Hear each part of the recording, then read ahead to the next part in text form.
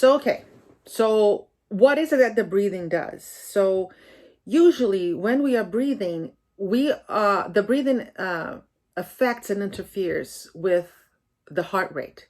So every time you're breathing in, your heart rate speeds up, right? And every time you're breathing out, the heart rate slows down. So if you are breathing in and out too fast, if you're reacting to a lot of stressors, there's a lot of anxiety. A lot of people have panic attacks.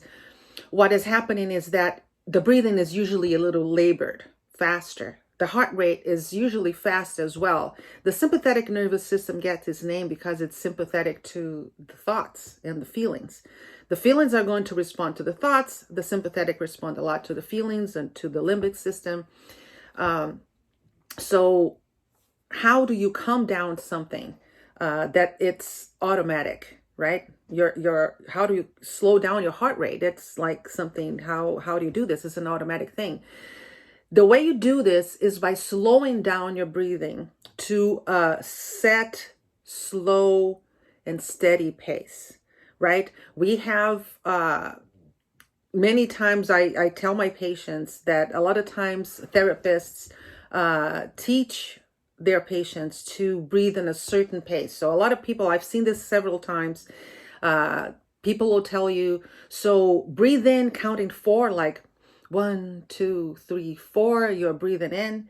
And then they tell you, hold your breath counting 7. So you are breathing in, counting 4, hold for 7, and then you breathe out in a count of 8. So this helps because you are taking your mind away from the thoughts you're having.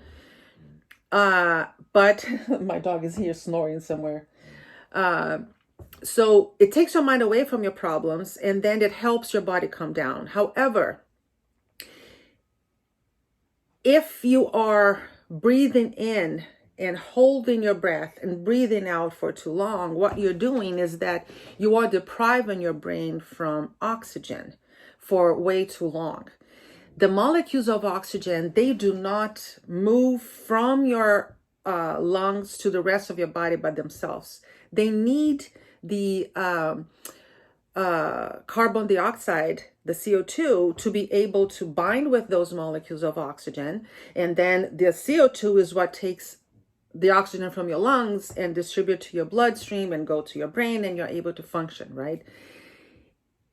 If you remember from school, when you're breathing in CO2 and oxygen, right? When you're breathing out only CO2.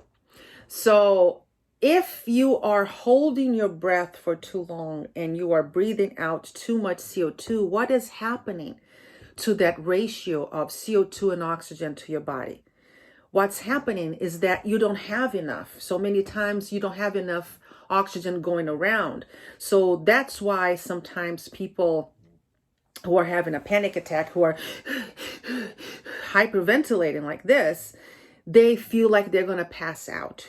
And the reason is because they don't have enough CO2 in their bodies to help them calm the body down and have the brain calm down and sustain, oxygen to calm the body down. So what I suggest, instead of breathing at that pace of 4, 7, 8, is for you to count a count of 6 or sometimes 7. So that the higher the count, the slower the pace, right? So if you count 6 and then you hold for 1, and then you breathe out for 6, you have a nice and steady pace that's slow. So this gives your heart rate a chance to slow down because it is following whatever the breathing is doing. So by slowing down your pace, first of all, you are maintaining the amount of CO2 in your system so that the CO2 can get the oxygen and take it where it needs to go. But it also, by slowing down that pace, you actually have your heart rate slowing down, right? So the correct amount of time to do this, it could vary for many people.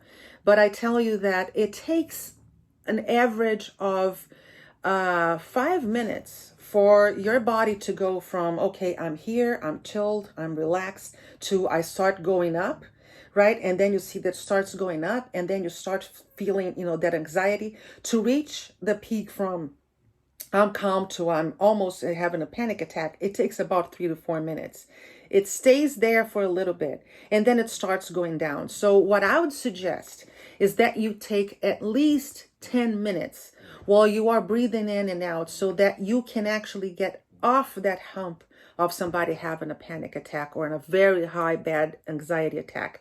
So breathe in, breathe out slowly at a pace of 6.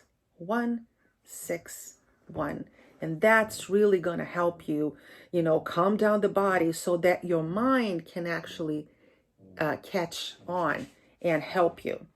One thing that happens when we are at that state of fight or flight and very anxious or in a panic attack is that the body not only will accelerate the heart, but it does a lot of different things as well. One thing is that it kind of impairs your frontal lobe, which is the part of the brain that actually helps you make decisions, help you focus.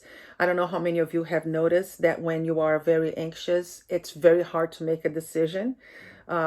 So you might make a decision, but it's, not an informed decision. It takes a lot of training for you to be able to know what is it that you are doing to manage your anxiety. So it is important that you lower your autonomic nervous system response, so that your heart rate slows down, that your blood pressure goes down, that the blood flow regulates, and that your frontal lobe also comes back to normal, so that you can make some good decisions. So take yourself, give yourself about 10 minutes of this breathing before you make any decisions, and before you try to jump into the worst case scenario. So let me explain in the next video what the worst case scenario means. All right.